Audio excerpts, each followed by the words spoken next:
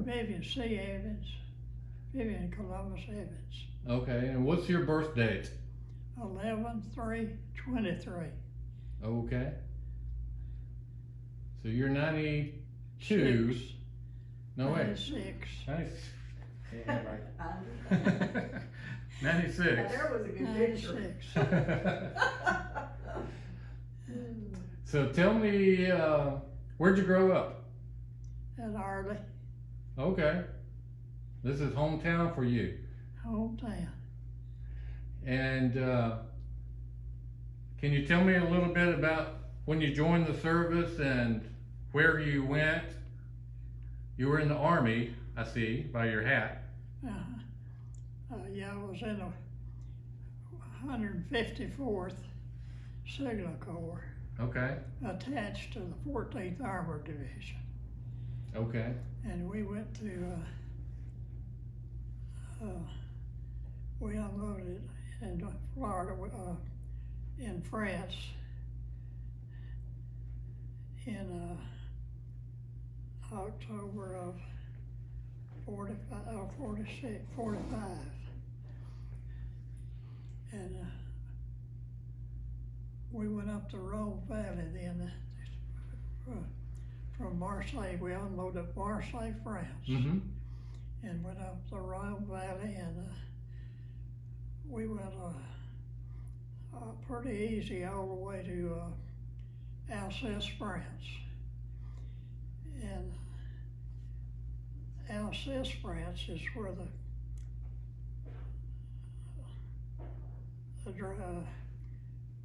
we had a Siegfried line.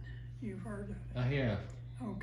Okay, and the Dragon's Teeth, we had the pillboxes, that was kind of like a big storm cellar. Yeah. And then in front of them, we had the Dragon's Teeth, as big blocks of cement Mm-hmm. sticking up out of the ground, looked like a tooth. And we Okay. called it the Dragon's Teeth. And we was trying to go through that, and we didn't make it. We had to back off. We lost about all of our men and tanks, and we had to back off and went back to Eton, France, and stayed about 6 weeks. And we come back up the same way through, and the Siegfried line, they had backed off. We went through and went to Nuremberg, and we stayed there about 3 weeks. We didn't have any opposition from Siegfried line to Nuremberg, practically none. But they did stop us at Nuremberg for about 3 weeks. And we went to, what we did, we liberated some of those prison camps. Oh yeah. And we went to Hamburg, Germany, and that's where the largest prison camp was for the American people, so soldiers. Okay. We liberated them,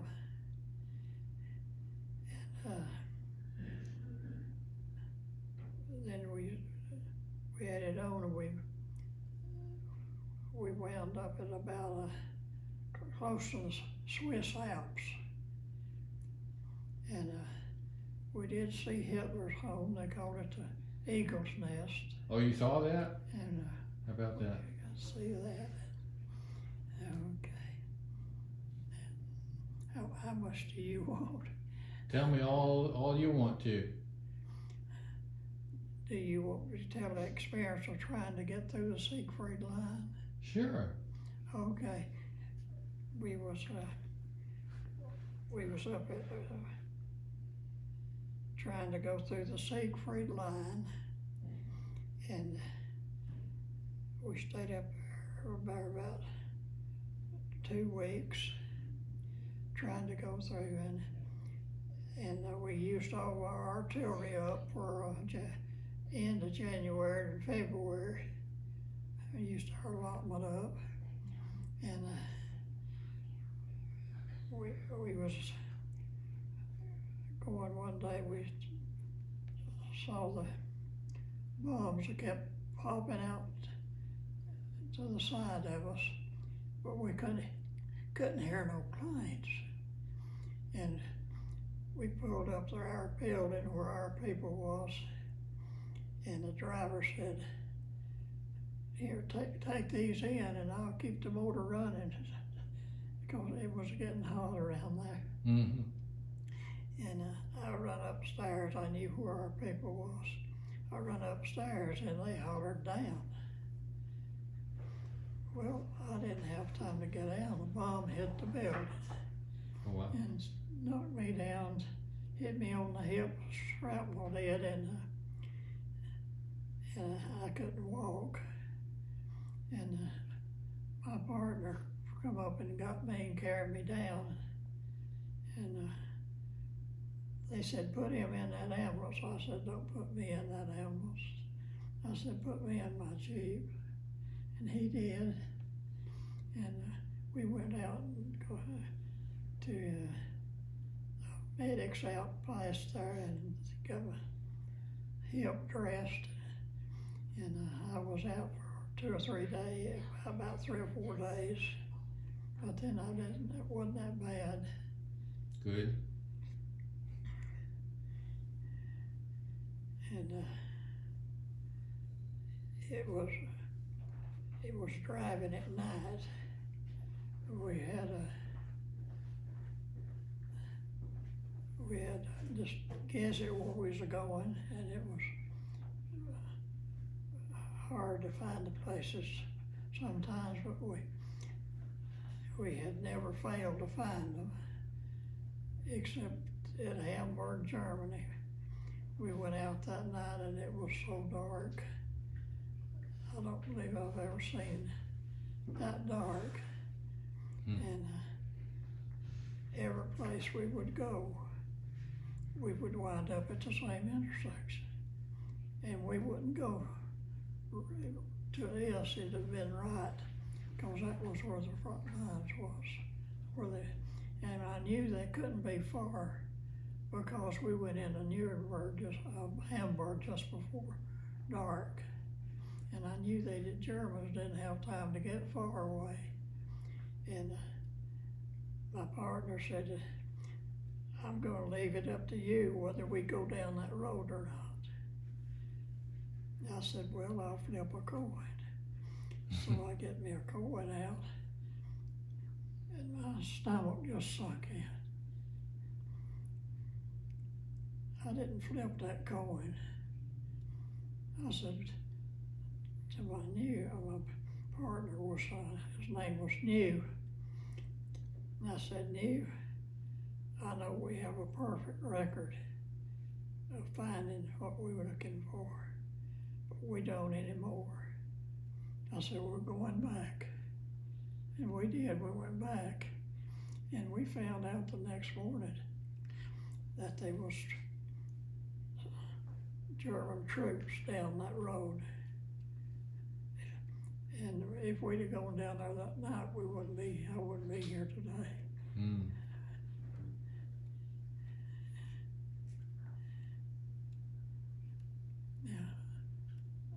Yeah. You had a gut feeling about it. Yeah, I had that feeling. I said, "Okay. Do we need any more?" Yeah. One night we was traveling, and it was in the rain, and it was cold, drizzly rain, and we kept driving. We just felt every minute we was go through the front lines, and sure enough, we came into this town. We could see the tall buildings. We was going down the street. Sure enough, someone said, "Halt." And we stopped, and they said, "Give us a password." And we did. He said, "Turn your lights on."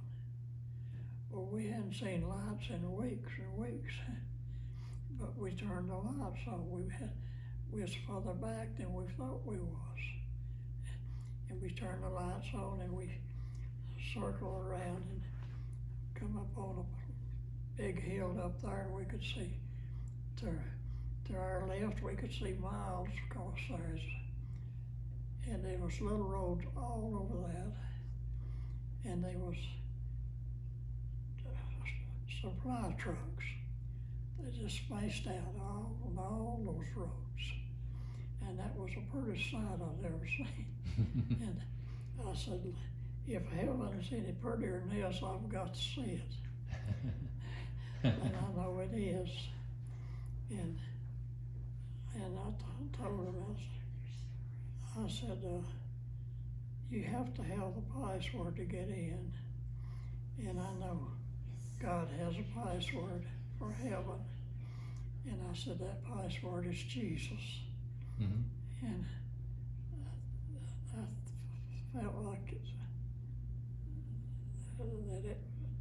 that was a good to have Jesus as your password. Indeed, yeah.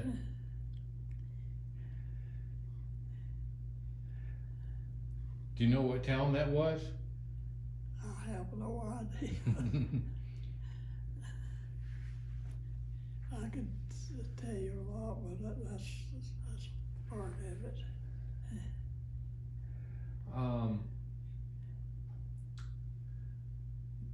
Your rank, were you a private PFC? PFC. Was that your rank when you finished your service? When I got out, I was only in 22 months. Okay. And well, it was a long 22 months. Overseas more than I was in the States. Yeah. But What was Juanita, you telling us about him stealing a Jeep? Yeah, what was, no, what? there was a story about you stealing or borrowing somebody's Jeep. Let's see. What? He told me at the station. Hey, his daughter's here now, he's conveniently forgot that story. No, he ain't worried about you. Tell us the story about you getting that Jeep. Did you get a Jeep? Yeah, we had our own Jeep. Had your own Jeep. Yeah. They assigned us a Jeep. Yeah. And what was it? Didn't you and your buddy borrow a Jeep one night and then you wrecked it? Well, that was after the war was over. After the war was over, so it was okay then? We was out where we shouldn't have been, and I told the boy driving, I said, now you got to be real careful, we're not supposed to be out. And he said, driving along, and he said, boy, it don't matter, and he speeded up real fast and around the curve he went and hit a officer in another Jeep. Oh no. We totaled that one. Now the day before, we was out on a regular run, and I was driving that way. And I was driving along on a little country road, delivering what we had to deliver. And that Jeep just turned upside down. And who was driving? And so we get a German to take his oxen and pull us back over. Oh my. And I got the next night is when we was out and we had the other wreck, and I got cut on the head, and I went over to medics to get it dressed, and I was coming back to the barracks.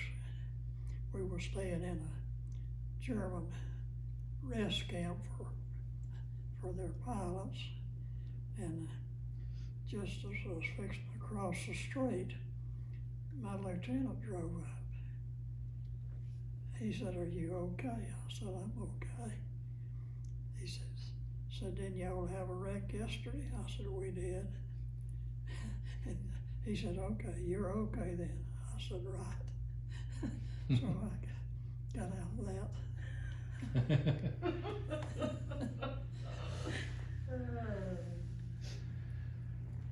Well, something about you and Jeeps, that was.